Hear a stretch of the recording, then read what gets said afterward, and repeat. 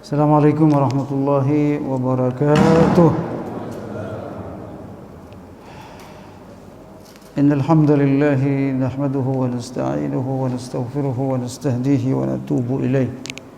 Na'udzu billahi min shururi anfusina wa min sayyiati a'malina. Innahu may yahdihillahu fala mudilla lahu ومن يضلله فلا هادي له أشهد أن لا إله إلا الله وأشهد أن محمدا رسول الله اللهم صل وسلم على سيدنا محمد وعلى آله وصحبه أجمعين أما بعد.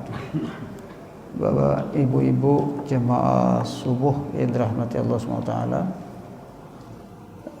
alhamdulillah kita bersyukur subuh hari ini kita dalam kondisi sehat walafiat. Semoga Allah SWT menerima seluruh ibadah kita insyaallah. Salawat dan salam atas Rasulullah Muhammad sallallahu alaihi wasallam serta para sahabat, keluarganya dan kita semua umatnya insyaallah. Bapak Ibu yang dirahmati Allah, untuk kajian tazkiyatun nafs, pembersihan jiwa ini, saya agar supaya ini rutin dan berkelanjutan, maka saya minta ini, saya izin saya akan kita sama-sama mengkaji kitab namanya Minhajul Mu'min. Kitab Minhajul Mu'min ditulis oleh salah satu Syekhul Azhar, ulama besar Al-Azhar Mesir.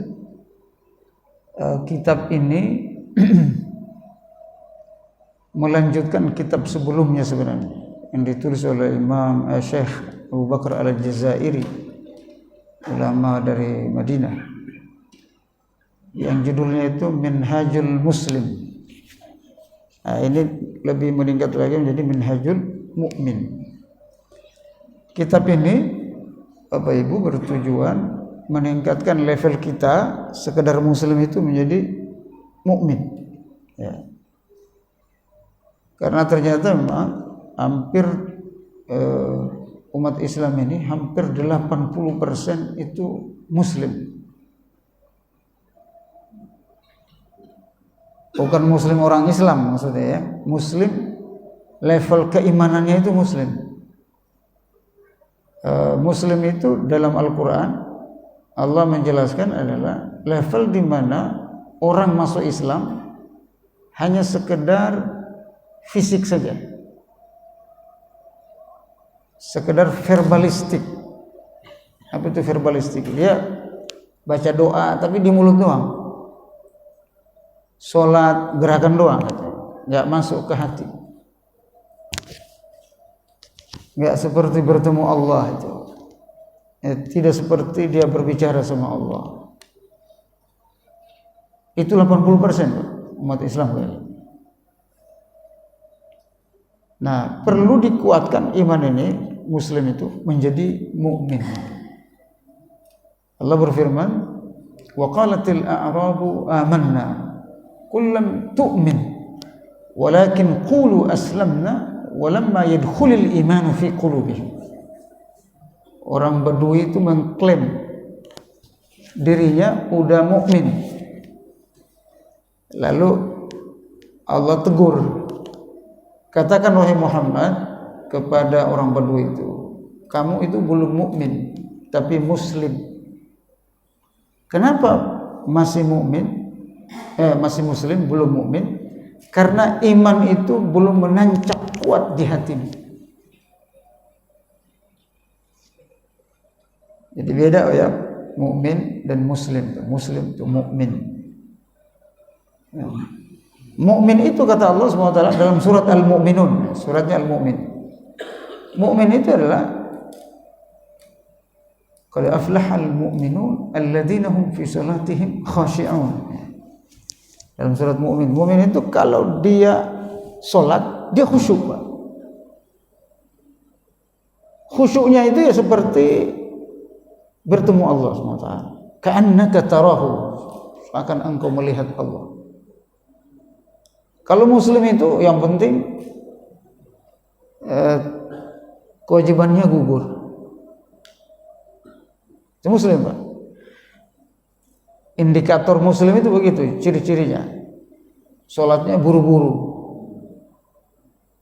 tidak menikmati sholatnya. Bacaannya yang penting selesai aja baca itu. Allah berfirman dalam surah Al-Anfal tentang mukmin juga, siapa mukmin? Innamal mu'minuna alladzina idza dzukirallah wajilat qulubuhum. Mukmin itu yang apabila menyebut nama Allah bergetar hatinya. Nyebut nama Allah ya. Itu langsung khusyuk. Allah. Selesai dunia itu. Kalau dia sudah angkat tangan, Allah, dunia udah selesai. Ya. Saya pernah jelasin di sini gimana ibadahnya Nabi ya, Bapak Ibu ya. Nabi itu kalau udah sholat, jangankan sholat, azan. Kalau sudah azan, kata Aisyah radhiyallahu anha, seakan-akan kami dia tidak kenal lagi. Dia tidak kenal lagi keluarganya. Kenapa? Pikirannya, fokusnya ada sama akhirat, sama Allah SWT. Nah, mukmin itu begitu. Wa iza tuliyat alaihim ayatuhu zadatuhum imana. Kalau dibacakan ayat Al-Quran, nambah imannya. Ya. Kalau dengar Quran dibacakan atau dia baca Quran, udah, dia sudah bersama Allah SWT. Yang ketiga itu kata Allah dalam surah Al-Anfal, wa ala rabbihim yatawakkalun. Tawakal itu hanya pada Allah. Nah, kita tuh ada masalah dalam tawakal, Bapak Ibu. Ada masalah dalam khusyuk. Nah, kitab ini akan memperbaiki itu, Pak. Kemudian sehingga kita menjadi mukmin insyaallah. Bapak Ibu sekalian, pembahasan pertama kita akan bahas ini bagaimana kita membentuk akidah kita, Bapak Ibu. Kalau menjadi mukmin sejati itu akidahnya harus kuat. Keyakinannya pada Allah harus kuat. Para ulama menjelaskan sesuai Al-Quran dan hadis. Untuk menjadi mukmin pertama kali itu, Bapak Ibu, harus punya ilmu. Dia harus ngaji. Mukmin itu harus ngaji. Nggak bisa nggak ngaji. Saya mukmin kuat tapi nggak pernah ngaji, nggak bisa. Karena syarat menjadi mukmin yang sebenarnya itu adalah al-ilmu al-munafi lil jahl. Dia harus punya ilmu tentang Islam, tidak boleh dia jahil terhadap Islam. Jadi Bapak Ibu sekalian, kita itu banyak yang nggak mau ngaji. Kenapa? Karena saya udah Islam dari lahir. Islam dari lahir itu tidak menjamin dia menjadi mukmin yang bagus, Pak. Harus ngaji. Makanya sahabat Nabi kuat imannya itu karena ngaji, Pak, sama Rasulullah. Mereka setiap hari ngaji sama Rasulullah. Kalau kita kan seminggu sekali, sebulan sekali. Setiap hari mereka ngaji. Sehingga mereka paham betul Islam. Kita lihat rata-rata orang mu'allaf yang baru masuk Islam, yang dia masuk Islam itu dia pelajari Islam dulu, baru masuk Islam. Itu rata-rata imannya bagus. Contoh Yahya Waloni ya, sudah meninggal. Dia belajar Islam itu bertahun-tahun, baru masuk Islam. Apa hasilnya? Itu dia lebih hebat dari Muslim biasa, orang Islam yang sudah lahir, udah Islam. Jadi ulama, bahkan di Indonesia itu termasuk ulama besar itu Yahya Waloni itu. Sudah meninggal kalau nggak salah. Masih ada ya? Karena kuat imannya dia, langsung kuat iman. Karena dia paham Islam. Berangkat dari nol. Nah kita ini udah puluhan tahun Islam, tapi karena nggak ngaji begitu-begitu aja. Jadi perlu ngaji, Bapak Ibu. Ada yang tahu flag apa Flexiau. Ustaz Flexiau itu. Dia itu orang Cina. Itu Kristen semua keluarganya. Tapi dia belajar Islam dulu sebelum masuk Islam. Dia belajar. Sampai ke Turki dia, ke Mesir belajar Islam. Kalau kita kan kayaknya nggak perlu belajar Islam. Saya udah Islam, bapak ibu saya udah Islam. Padahal Islam itu harus dipelajari, Pak. Harus ilmunya tinggi, baru kemudian imannya kuat. Nggak mungkin iman kuat tanpa ilmu. Makanya kata Allah, fa'lam annahu la ilaha illallah. Ketahuilah, ilmu dulu. Fa'lam, ilmu, baru la ilaha illallah. Tidak ada Tuhan selain Allah. Itu Bapak Ibu sekalian, syarat pertama untuk menguatkan kita menjadi mukmin ini. Yang kedua, al-yaqinu al-munafi lisyak. Ini juga saya pernah sudah jelasin. Selain ilmu, kita harus yakin terhadap Islam. Tidak boleh beda percaya dan yakin, Pak. Saya percaya. Tidak.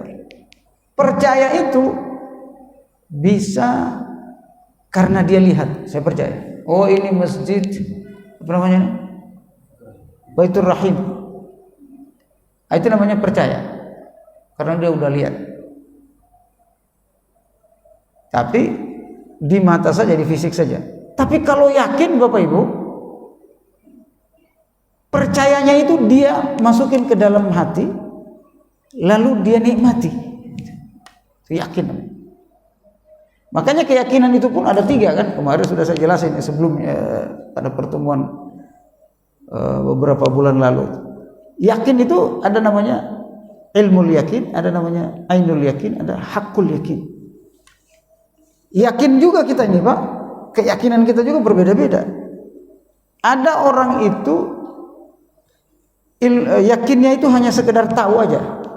Yang kedua ada yakinnya itu ngelihat doang.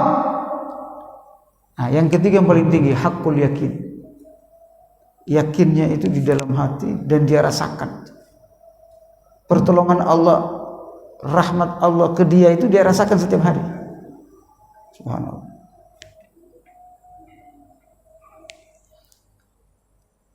Jadi yang kedua ini Bapak Ibu sekalian, untuk menjadi mukmin sejati harus masuk pada keyakinan. Kata Imam Syafi'i ada 3 syarat jadi mukmin itu, mukmin sejati. Yang pertama, al-iqraru bil lisan. Harus disebut dengan lidah.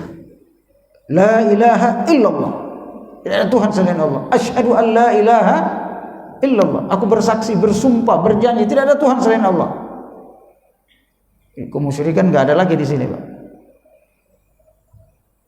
Kata Imam Syafi'i dia harus ucapkan. Makanya orang masuk Islam itu harus berikrar, asyhadu an la ilaha illallah, seterusnya, asyhadu anna muhammadar rasul. Enggak boleh udah pokoknya saya udah yakin dah Islam. Saya mulai hari ini Islam, enggak boleh, harus diucapin asyhadu an la ilaha illallah. Yang kedua itu at-tasdiqu bil qalbi.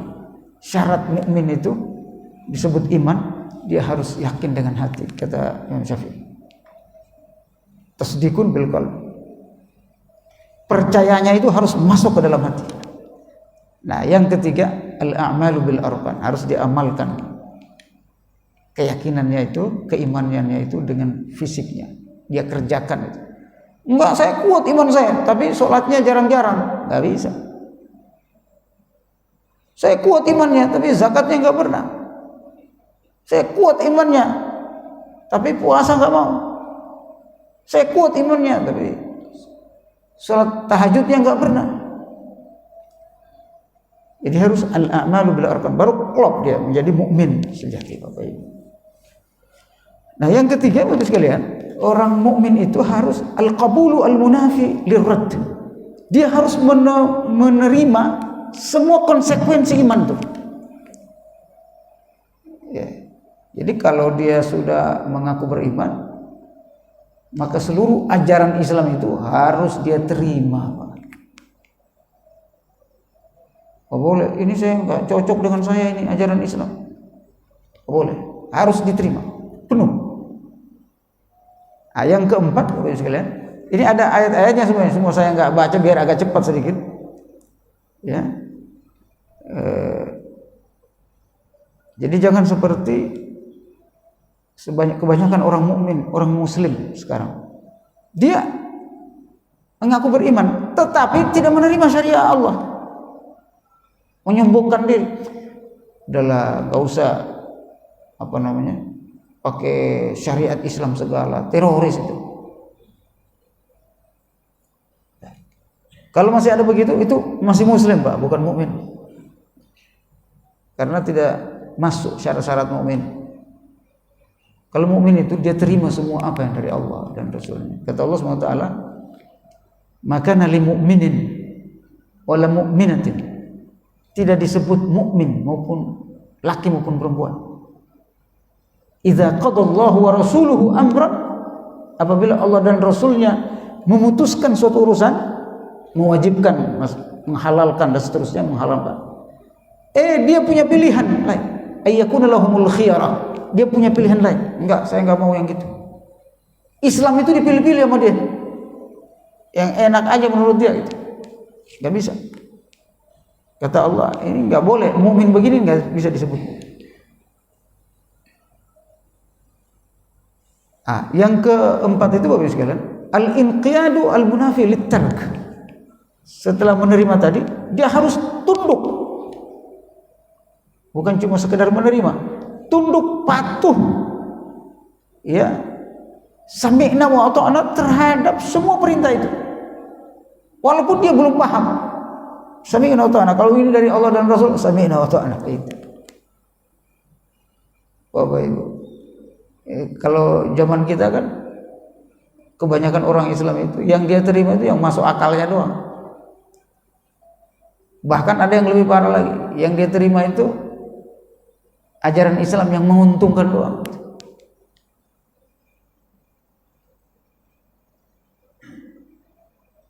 Mohon maaf Bapak Ibu sekalian, di kita itu, di Indonesia itu, apalagi dia pejabat, yang dia terima itu ajaran Islam itu dipilih-pilih. Kalau bicara jihad Palestina, banyak kok, teroris jihad. Padahal jihad itu salah satu ajaran Islam seperti sholat, zakat, puasa itu. Betul. Kalau jihad teroris. Yang mereka terima itu apa? Ngurus haji, karena banyak duitnya, Pak. Ngurus zakat, itu yang mereka terima. Kenapa? Zakat pakai duit. Pokoknya ada ajaran Islam yang mengandung duit, itu yang diterima. Padahal nggak boleh Bapak Ibu sekalian. Semua ajaran Islam itu kita taati secara keseluruhan, tidak boleh dipilih-pilih. Ya. Kalau Allah suruh kita tahajud. Allah suruh kita berjihad, membantu orang Palestina, membantu sesama Muslim, bantu. Ini malah ada yang nyinyir, ya, gara-gara Hamas, habisin saja Hamas. Pejuang Islam malah dia membantu Yahudi itu. Itu namanya al-inqiyadu al-munafi liter. Tidak boleh ditinggalkan satu pun ajaran Islam. Harus diterima secara keseluruhan dan harus sami'na wa ta'na. Yang kelima Bapak sekalian, as-sidqu al-munafi lil kadhib. As-sidqu ini lebih tinggi daripada sekedar taat. As-sidqu itu dia konsisten.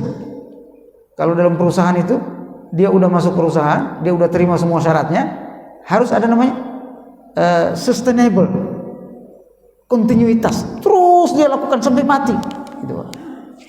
Nah iman itu begitu, Pak. Jangan temporer imannya, hari ini lagi kuat iman, besok istirahat.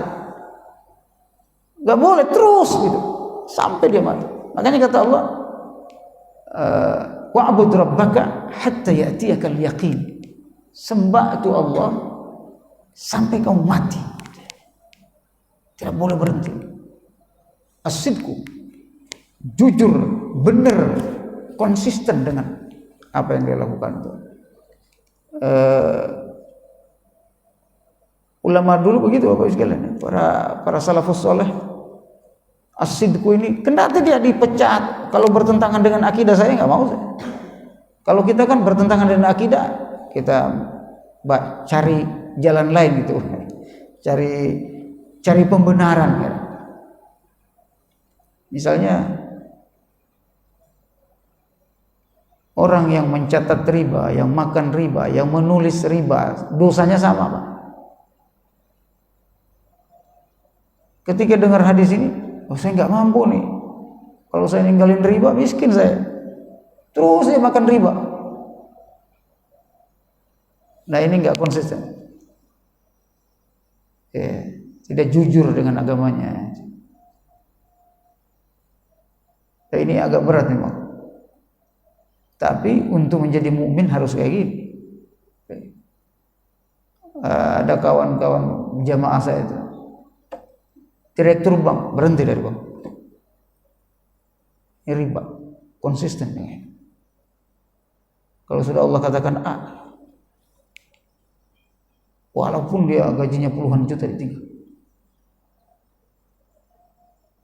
Ini tidak semua orang bisa ini Pak, mohon maaf ya. Tidak semua orang bisa. Makanya mukmin itu tidak banyak jumlahnya. Mukmin sejati itu. Kalau sekedar muslim ya banyak. Itu hasil penelitian kurang lebih 80-85%. Bahkan penelitian Australia, karena indikatornya itu sholat di masjid, indikatornya itu konsisten sholat berjamaah, konsisten berzakat, berinfak dan seterusnya. Yang bisa melakukan itu cuma 5-8% penelitian Australia itu dengan indikator itu. 5-8%. Jadi kalau penelitian hanya 8% ini mukmin. Sisanya itu muslim, munafik malah. Nah, yang ke-6 Pak, al-hubbu al-munafi lil bughd. Ini lebih tinggi lagi. Syarat ke-6 ini menjadi mukmin, harus dia cinta agama ini, harus dia cinta akidahnya, cinta imannya, cinta keyakinannya itu melebihi apapun. Jadi harus dia sukai ini iman ini. Islam ini harus dia sukai. Tidak ada yang lebih dia sukai daripada iman. Jangan iman gini hanya sampingan doang. Kebetulan saya lahir orang beriman ya udah. Enggak. Kita harus cintai melebihi apapun. Akidah saya ini harus saya jaga melebihi apapun. Karena inilah hidup saya. Saya nggak bisa hidup tanpa iman. Itu namanya al-hub. Udah cinta, rela berkorban untuk imannya. Kita dipertontonkan oleh Allah saat ini imannya ahli Gaza, penduduk Gaza itu kan 1,9 juta, hampir 2 juta. Satu provinsi kita itu kayak di Indonesia itu satu provinsi. Mereka itu Bapak sekalian dibom, sekarang kan hampir 20.000 siang malam dibom. Anak-anak, bayi, orang yang belum lahir harus lahir, kayak hari kiamat lah. Apa mereka keluar dari Gaza? Enggak. Kalau kita itu mungkin udah kabur semua itu. Apalagi kata Israel, kamu keluar, saya mau memerangi Hamas. Sebenarnya bukan memerangi kalian. Kalian keluar dari Gaza. Orang Mesir buka, As-Sisi pemerintah Mesir, iya ke sini aja. Pemerintah Jordan, iya ke sini aja. Disuruh hijrah, disuruh ninggalin tanah airnya. Apa kata orang Gaza? Kami tidak akan meninggalkan Gaza. Kalau walaupun kami mati, kami di sini lagi jihad. Masa kami tinggalkan jihad? Kalau kami mati, mereka udah duluan di surga. 20.000 itu masuk surga udah. Kami nyusul. Coba ya kan, imannya begitu. Karena udah cinta, jihad itu dia cinta. Bro. Justru kami di sini nyari syahid. Kapan lagi mati syahid? Kalau kita kan ngeri, takut jangan mati. Bapak Ibu, kita ini diperangi Israel atau tidak, mati juga Pak. Betul nggak Pak? Kata mereka, dulu di Indonesia ada namanya tsunami, meninggal sampai 12.000. Tsunami, meninggal juga. Kami bukan tsunami, tapi jihad, meninggal. Musuh kami jelas, Yahudi. Jadi kalau kami mati syahid. Coba. Ada anaknya nangis karena ibunya udah meninggal, kakaknya udah meninggal, adiknya meninggal. Dimarahin sama bapaknya, jangan nangis, nanti mengurangi pahalamu. Coba.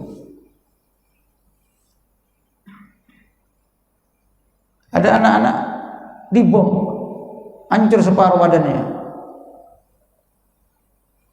Ketika mau sakarat, diajak ngobrol sama bapaknya, anakku gimana kamu perasaanmu nak? Sehat-sehat kamu nak ya? Semoga cepat sembuh nak. Dia lagi sakarat, kata dia, Pak, saya enggak, wajah bapak saya sudah enggak lihat, matanya begini, wajah bapak saya enggak lihat, yang saya lihat itu ada taman-taman surga, saya lagi senyum lihat, ada di YouTube-nya tuh. Keimanan itu kayak gitu. Jadi di Gaza itu anak kecilnya aja imannya kayak gitu. Nah kita ini Bapak Ibu puluhan tahun dikungkung oleh materialisme gitu, materi. Sehingga yang gaib-gaib itu kadang kita nggak percaya. Yang nampak terlihat itu yang kita percaya. Sementara keyakinan itu selalu terkait yang gaib. Keimanan itu selalu terkait yang gaib. Alladzina yu'minuna bil ghaib. Kalau materi itu nggak perlu kita yakini imani materi itu. Yang kita imani dan kita yakini itu yang gaib. Siapa yang gaib? Allah, surga. Iman kita itu cenderung materi, Pak. Mohon maaf. Nanti masjidnya itu ada AC-nya, baru rajin ke masjid. Dekat rumahnya itu masjid baru. Kenapa? Karena materi kita melihat dulu. Bagus gak ini masjid? Mohon maaf Bapak Ibu sekalian.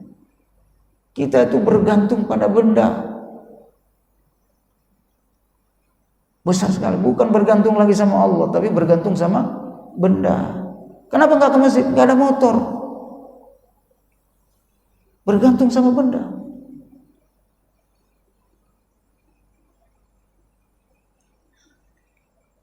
Kenapa nggak bantu si fulan jenguk orang sakit?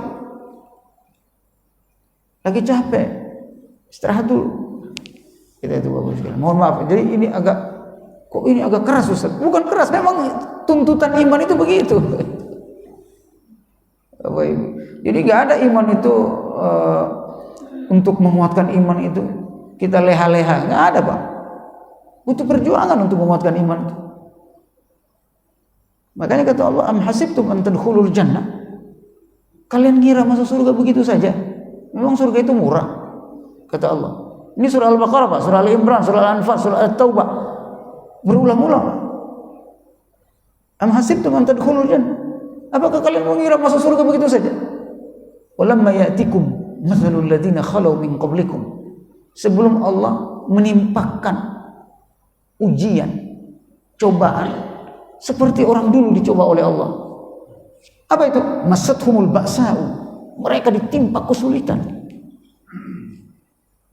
penderitaan. Wad-dharra'u, penderitaan. Wazulzilu, bahkan goncangan jiwa.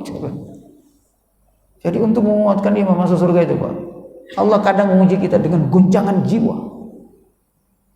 Kalau nggak kuat-kuat dia stres. Diuji Pak. Kalau dalam surat Al-Ankabut itu hasiban nasu ayyaqulu amanna wa hum la yuftanun. Apakah manusia itu mengira aku beriman lalu kemudian mereka enggak diuji? Diuji, Pak. Enggak usah iman, Pak. Kita mau jadi eselon 1, eselon 2, 3 itu. Kalau perusahaannya profesional, itu di mana tuh? Dimutasi kemana-mana. Kamu tugas di Papua ya, betul nggak Pak? Ada PNS di sini kan? Kamu tugas di Manado ya, tugas di daerah terpencil Pak, lalu ditarik lagi ke Jakarta, baru naik pangkat Pak. Kerja dunia aja begitu Pak. Bagaimana mukmin mau masuk surga gitu tanpa ujian? Nggak ada. Saya kebetulan pengajian saya itu ada eselon 1, eselon 2. Ada yang dari pajak, ada yang dari Menteri Keuangan. Si fulan mana nih? Lagi ditugaskan di Bitung. Yang kemarin ada orang Israelnya itu. Siapa ya? Lagi ditugaskan di Tobelo. Ternyata di Tobelo itu naik pangkat. Jadi dicoba dulu sama pemerintah pusatnya biar dia naik pangkat. Kita juga begitu Pak, itu naik untuk kerja Pak, diujinya begitu. Bagaimana kita mau masuk surga nggak diuji? Kan mustahil. Dapat dunia aja ada ujiannya, kalau mau dapat surga. Kadang kita itu mikirnya itu nggak rasional, maunya langsung masuk surga Firdausil A'la, tapi leha-leha gitu. Ya. Ada istilah anak-anak sekarang, muda kaya raya, tua foya-foya, mati masuk surga. Enak banget. Gak bisa, harus ada pengorbanan. Jadi al-hubbu al-munafi lil-bughdi, cinta dengan iman. Anda bisa ambil semua apa yang saya miliki, tapi tidak bisa mengambil iman saya. Kata Anas bin Malik, ketika Rasulullah SAW menyebutkan bahwa anta ma'aman ahbabta, engkau bersama siapa yang engkau cintai di surga. Apa kata Anas bin Malik? Tidak ada kata-kata yang paling indah, yang paling aku sukai setelah kata-kata Islam melebihi kata-kata ini. Kita itu masuk surga bersama yang kita cintai. Kalau kita cinta Allah, masuk surga sama Allah. Cinta sama Nabi, masuk surga sama Nabi. Ya. Kalau kita cinta harta, nggak mungkin masuk surga, Pak. Karena harta itu nggak bisa masuk surga. Kita cintai orang yang masuk surga, Pak. Cinta ulama yang soleh maksud saya. Karena ada juga ulama yang toleh, ngaku ulama tapi sesat. Ada 3 ulama itu, penceramah itu yang akan kami panggil di MUI, Pak. Karena pahamnya itu agak sesat-sesat. Seperti Yahya Syakur sebagai, saya kebetulan di MUI pusat bagian mengkaji aliran sesat. Bapak-bapak sekalian dirahmati Allah. Nah, kita cintai orang soleh sehingga kita sama-sama orang soleh di surga. Amin. Cinta kita jangan sembarang cinta, gampang jatuh cinta. Nggak boleh. Cinta kita itu harus berdasarkan Allah Subhanahu Wa Taala. Yang ke-7 yang terakhir, namanya al-ikhlas, al-munafi lirriya. Iman kita itu harus tulus, ikhlas. Ikhlas ini kebalikan dari musyrik. Jadi kalau nggak ikhlas, syirik namanya. Kalau nggak syirik, ikhlas, tulus. Jadi dia bersih, tidak ada apa-apa di hatinya kecuali Allah.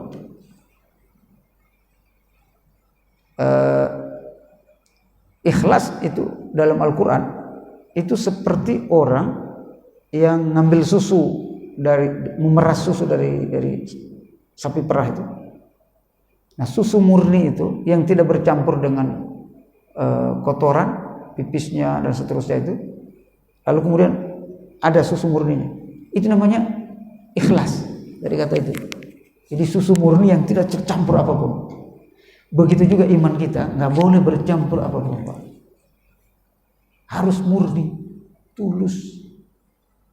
Jangan iman itu kita karena mertua misalnya, rajin sholat karena mertua, nggak enak dilihat orang, nggak boleh, Pak.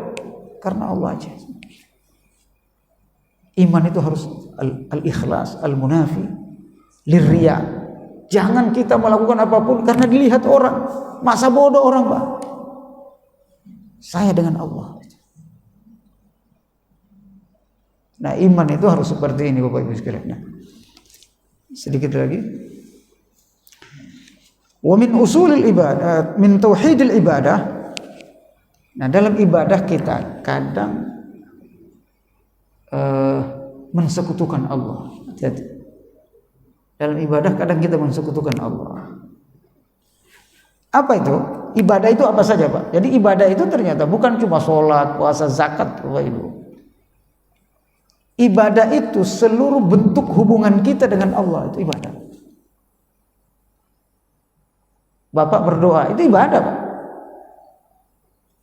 Kata beliau, ad-du'a wal istighatsatu wal isti'anatu wan nadru wal dhibh wa tawakkal wal khauf wal khasyya wal luju' was shalah waz zakat was siyam wal hajj wal halaf wa tawjih syai' min dzalika li ghairillah syirkun. Jadi rasa takut kita, rasa cinta kita, doa kita, nazar kita, niat kita, Bapak Ibu sekalian, cinta kita, itu ibadah semuanya yang ditujukan kepada Allah saja. Kalau itu ditujukan kepada Allah, selain Allah, musyrik. Begitu Bapak sekalian. Jadi cinta kita tadi, rasa takut kita, kalau ditujukan kepada selain Allah, bahaya. Mintanya kita, minta sesuatu ditujukan kepada selain Allah, bisa musyrik. Nazarnya kalau ditujukan kepada selain Allah, bisa musyrik. Ya.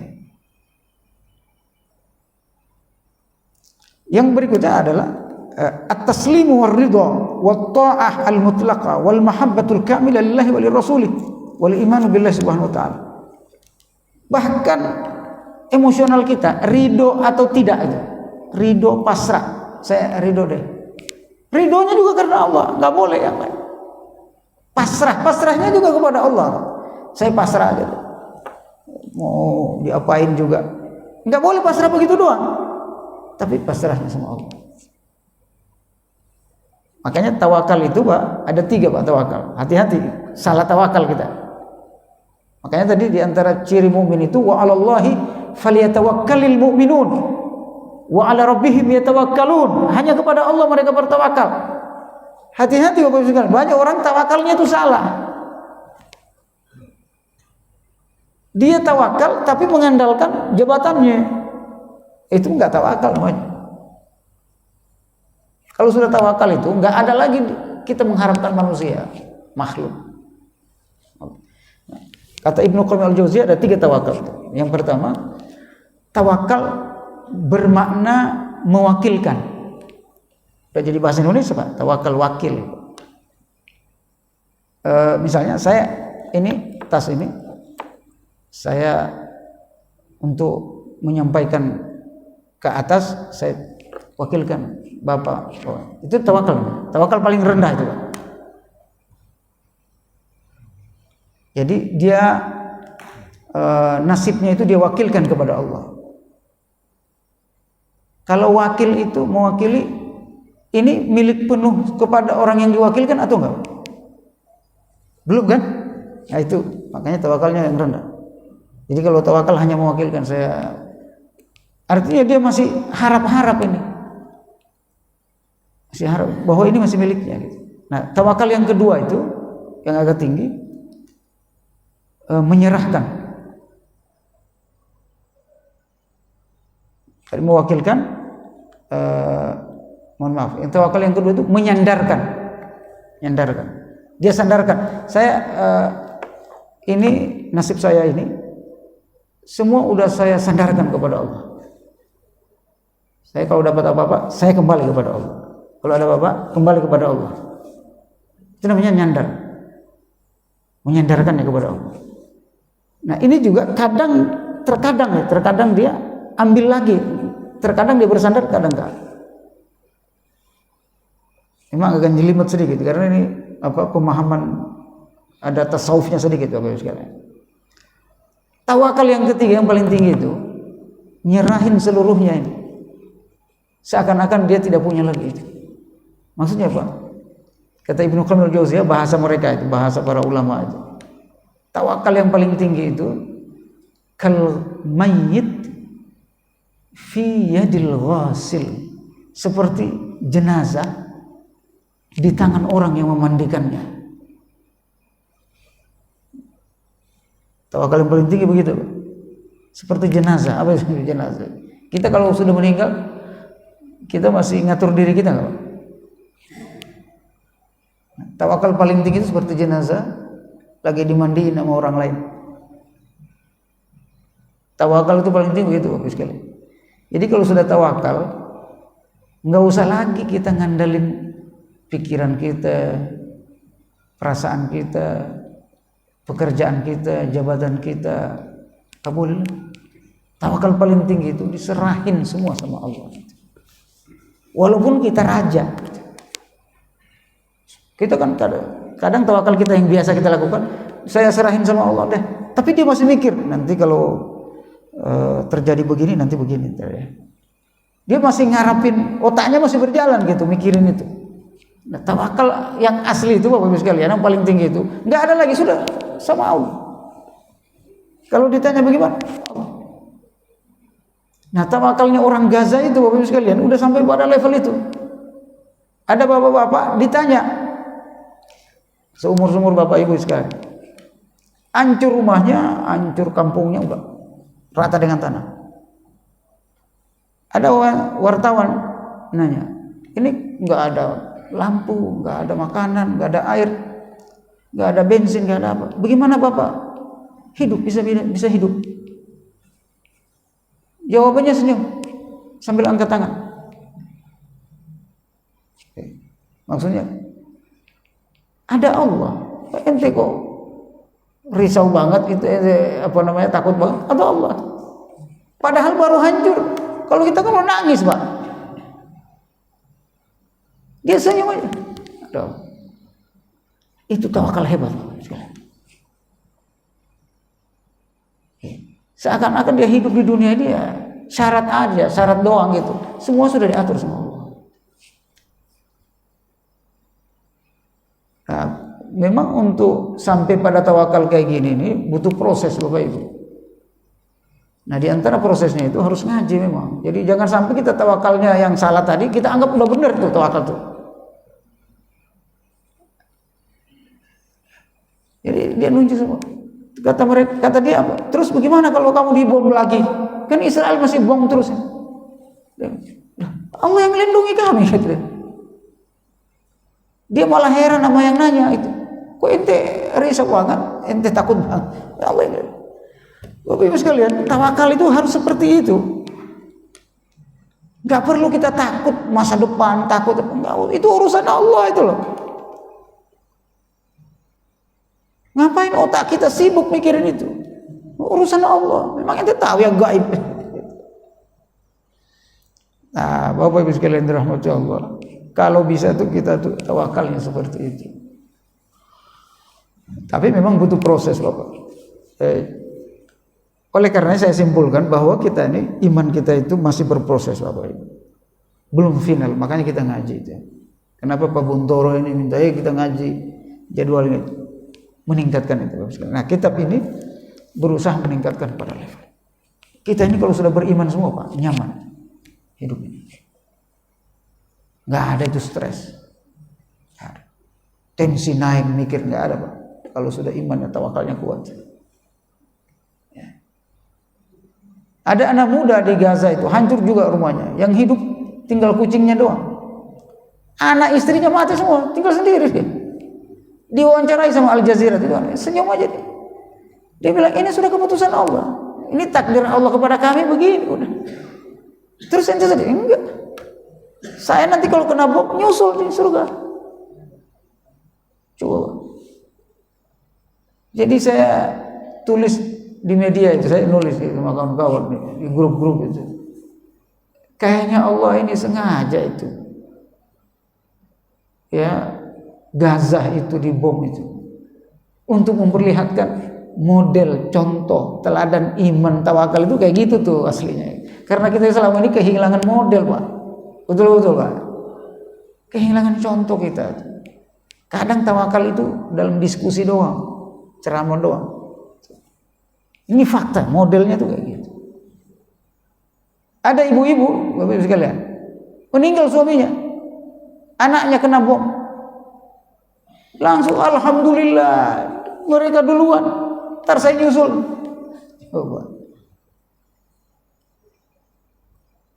Saya punya teman meninggal di Sulawesi, Pak, teman, ustadz. Istrinya ustazah. Meninggal suaminya. Enggak kehitung berapa kali dia pingsan. Istrinya. Padahal ustazah. Kenapa Bapak sekalian? Terlalu cinta sama suami juga enggak bagus, Pak. Terlalu cinta itu hanya sama Allah. Betul Pak. Terlalu cinta sama istri, kita itu merasa ketakutan. Gak bagus. Cinta itu hanya kepada Allah. Cinta yang benar, yang terlalu itu sama Allah. Kepada manusia ini sekedarnya aja, kata Nabi. Kalau cinta kepada orang itu biasa aja, normal aja gitu. Jangan berlebihan, jangan lebay kalau mencintai orang. Ya, karena istri kita itu bukan milik kita, Pak, milik Allah. Terlalu cinta kepada harta juga, jangan lebay. Harta itu punya Allah, bukan punya kita, Pak. Terlalu cinta mobil, tiap hari dimandiin tuh mobil, sampai dia sendiri lupa mandi. Karena mobil baru kan mandi. Jangan terlalu cinta itu benda, Pak. Betul, Pak. Kadang cinta kita ini salah kaprah. Ya, terlalu suka dunia. Dunia itu jangan disuka-suka banget, Pak. Mohon maaf, terlalu suka dunia. Kalau sahabat itu sekalian, kalau saya bisa minta mati, masuk surga cepat, saya minta mati, cuma nggak boleh. Padahal ini orang kaya, Pak. Yang terlalu suka dunia. Hubbud dunia itu wa karahiyatul maut. Itu salah satu ciri orang-orang yang tidak siap mati, Pak, tidak siap masuk surga. Ciri-ciri kata Allah, kata Rasulullah SAW. Bukan saya ngomong ini berdasarkan Quran hadis, bukan saya ngarang-ngarang. Hubbud dunia, kita itu dihantui oleh hubbud dunia. Cinta jabatan. Dipecat hari ini, alhamdulillah, sudah takdir Allah, ngapain? Harus dipikir. Ada orang pensiun, namanya post power syndrome. Ketika di pensiun, linglung dia, Pak. Seakan-akan dunia ini udah putus, hilang. Astagfirullah. Gak perlu kayak gitu, karena kita terlalu cinta sama dunia, cinta sama Allah.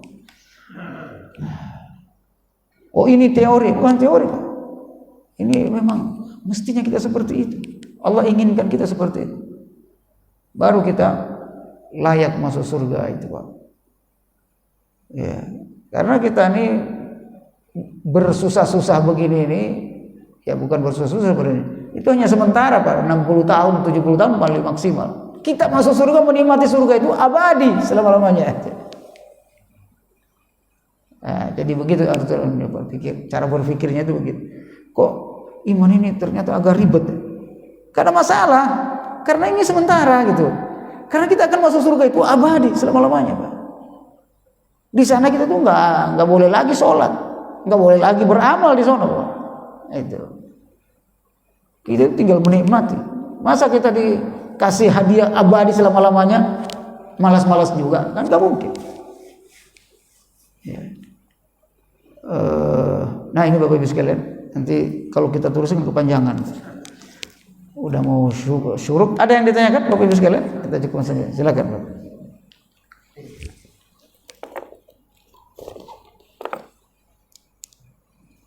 Apa yang bisa jelaskan itu bukankah Allah telah memperingatkan melalui surat Al-Baqarah ya ayyuhalladzina amanu isiru kafa wala tabi'u ma syaitan innahu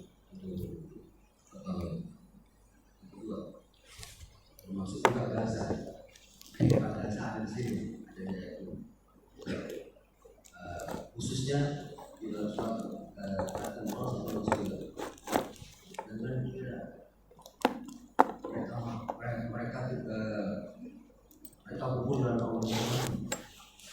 melainkan pada kehidupan dengan mendapatkan rezeki. Apakah ini yang menjadi pegangan bagi masyarakat khususnya di Gaza? Luar biasa. Iya, ayat-ayat itu memang menunjukkan bahwa hidup di dunia ini sebenarnya perjuangan, Pak, bukan nikmat-nikmat sebenarnya. Nabi Adam ketika diturunkan ke dunia ini kan penuh perjuangan, Pak. Dan aslinya dunia ini kan pembuangan, Pak. Betul, Pak, betul. Kita kan aslinya surga, Pak. Aslinya Nabi Adam kan di surga. Lalu kemudian makan buah khuldi itu dibuang ke dunia, kan pembuangan dunia ini. Waktu Nabi Adam dan Siti Hawa itu dibuang di dunia, Pak, itu kan berpisah selama 200 tahun. Itu nangisnya selama 200 tahun, Pak. Selama di dunia itu nangis 200 tahun, Pak. Jadi begini amat ini dunia, jadi udah merasakan surga nikmat luar biasa, tiba-tiba turun di dunia, harus masak, harus menderita, gitu. Harus berjuang, harus mendidik anak. Itu disebut perjuangan. Dunia ini perjuangan. Makanya Nabi Adam tuh nangis sampai batu saja Hajarul Aswad itu kan tadinya putih, Pak. Karena ditetesin air mata. Yang dibawa dari Nabi Adam, ceritanya begitu, dibawa Nabi Adam dari surga tuh buah batu Hajarul Aswad. Ditetesin air mata, ini hitam. Saking lamanya ditetesin air mata. Maksudnya apa, Bapak sekalian? Mestinya dunia ini kita hidup itu ya menangis terus, Pak. Makanya Nabi itu setiap sholat saya baca Quran nangis. Bukan malas hidup di dunia, nggak boleh juga gitu. Putus asa nggak boleh. Tapi dunia ini memang ya bukan kehidupan asli, dia hanya perjuangan kita. Nah, kalau kita tidak berjuang di sini, salah kita mengikuti dunia itu. Ya, makanya ketika orang berjuang di dunia ini, untuk di antara perjuangan kita itu bangun subuh, Bapak Ibu sekalian ya. Masih ngantuk. Ya. Saya itu pengajiannya sampai jam 11 malam. Terus tidur jam setengah 12. Harus bangun jam 3, Pak. Jam doang tidur. 3 jam doang itu. Masih kantuk juga, tapi harus kita bangun. Itu perjuangan. Melawan rasa kantuk. Ya, ibu-ibu juga harus masak, habis ngaji masak.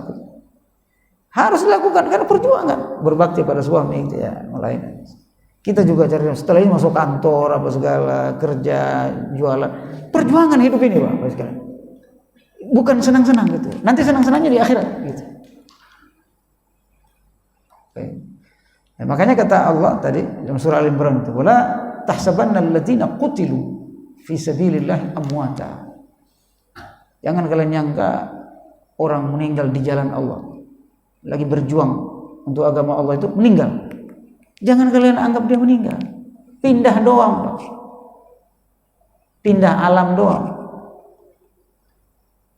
Makanya kata Allah ayat selanjutnya, bal ahya'un inda rabbihim yurzaqun. Bahkan mereka hidup di alam lain itu, hidup lagi dan dapat rezeki lagi di sana, langsung dikasih rezeki. Makanya ada orang meninggal, ada seorang ulama mujahid dihukum mati sama presiden Mesir, namanya Said Qutb. Pernah dengar nama itu? Dia itu mimpi ketika mau digantung itu.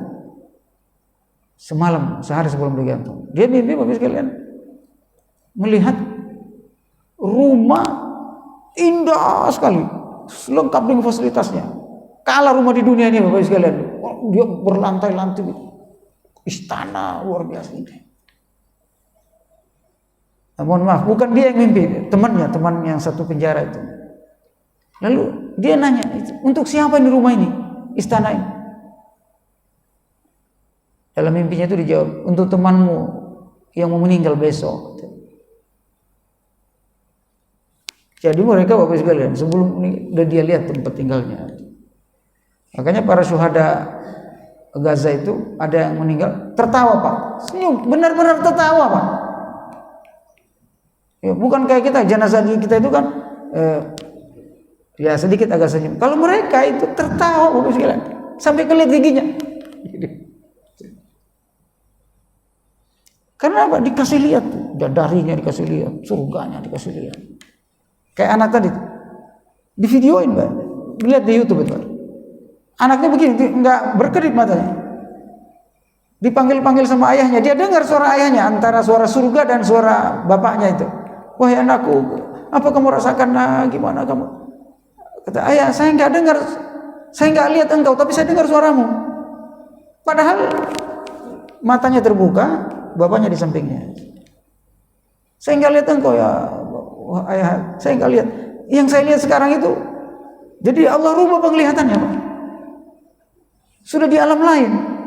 Saya lihat itu ada rumah tinggi, saya lihat ada sungai mengalir, dan lihat surga dia Pak. Di video. Gak mungkin anak sakarat mati itu masih bersandiwara itu, gak mungkin. Langsung setelah itu, berangkat. Indah sekali. Kenapa? Karena dia mati di jalan Allah. Qutilu fi sabilillah. Mati jalan. Nah, mati di jalan Allahnya harus perang. Ternyata enggak. Kita ini berdakwah, menyampaikan Islam, menyadarkan orang, itu juga mati di jalan Allah. Bahkan lagi ngaji, pergi ngaji nih, atau pergi menuntut ilmu, bahasanya thalabul ilm, pergi menuntut ilmu. Meninggal di jalan Pak, mati di jalan Allah. Bapak Ibu ini misalnya, auzubillah, misalnya kita dari rumah datang ke masjid untuk ngaji, meninggal di jalan, mati di jalan Allah. Atau bahkan kata Nabi SAW, seorang bapak pergi ke tempat kerja lillahi ta'ala untuk menafkahi anak istri, meninggal jalan, mati syahid. Semoga kita mati syahid. Makanya niatnya itu mati syahid Pak, jangan mati sembarangan itu ya. Hidup mulia atau mati syahid. Wallahu a'lam bishawab. Ada lagi yang mau bertanya Pak?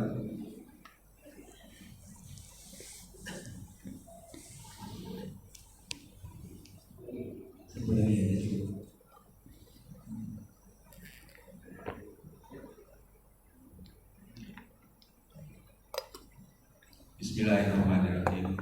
Assalamualaikum warahmatullahi wabarakatuh. Waalaikumsalam warahmatullahi wabarakatuh. Pak Ustaz, tadi Pak Ustaz katakan bahwa jabat-jabat kita ini hanya menerima ajaran Islamnya, nah saja, misalnya mengurus zakat, mengurus haji.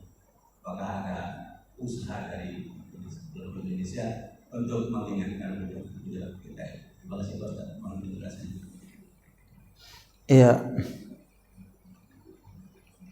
Memang sebagian, tidak semuanya ya, sebagian orang ya ada yang sebut dengan menikmati Islam, tidak berjuang untuk Islam. Hidupnya dalam Islam ini menikmati keberkahan Islam saja, tidak memperjuangkan Islam. Suruh berinfak malah enggak. Tapi kalau dikasih zakat mau. Jadi kayak gitu, kita itu kebanyakan menikmati, tapi tidak berjuang. Bagaimana memperbaiki itu ya? Termasuk dari para pejabat ya, yang diurus itu yang ada zakatnya, ada dananya, Pak. Haji sekarang naik haji ya, 90 sekian juta.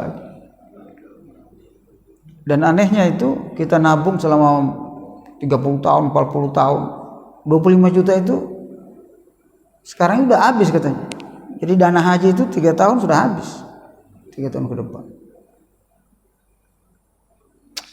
Ini juga padahal itu amanah itu ya. Harusnya 25 juta, kalau haji itu 40 juta ditabung selama 25 tahun, 30 tahun. Itu harusnya nggak usah nambah, 25 juta itu aja udah berangkat itu. Karena kalau ditaruh bank syariah kan ada itunya itu. Tapi ini malah nambah lagi. Naik terus. Nah, ini apa ini Bapak sekalian? Bagaimana caranya? Ya caranya memang harus disadarkan Bapak. Sesuai kemampuan kita barangkali. Nah, cuma di zaman kita ini yang paling sulit di ngaji kayak gini ini Pak, pejabat malah. Betul Pak. Yang ngaji ini kita doang nih, masyarakat biasa. Tapi kalau dia bupati, nggak mungkin ngaji begini Pak. Menteri nggak mungkin ngaji.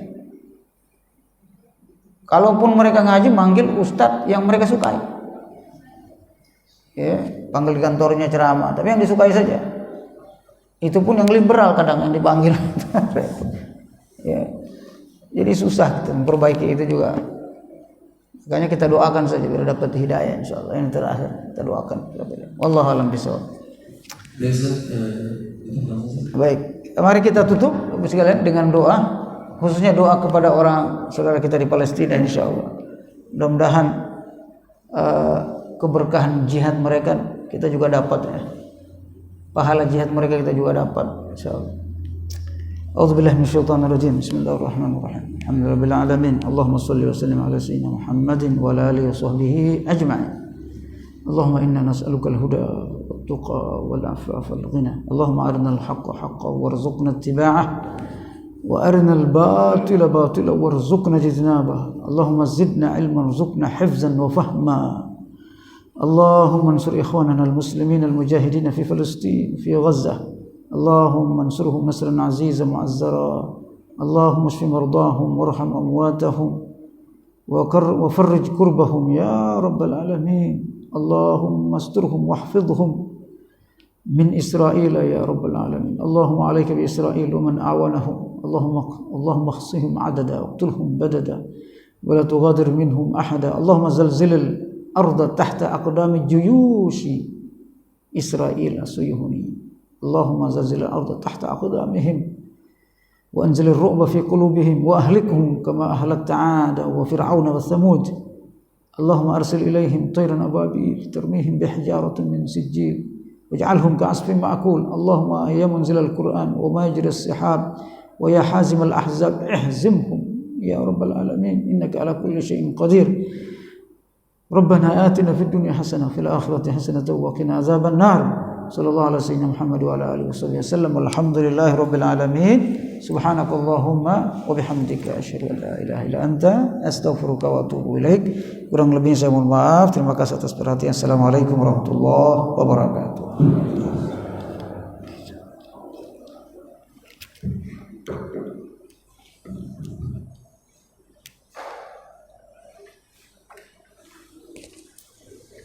Ya, makasih. Bagus. Sama-sama.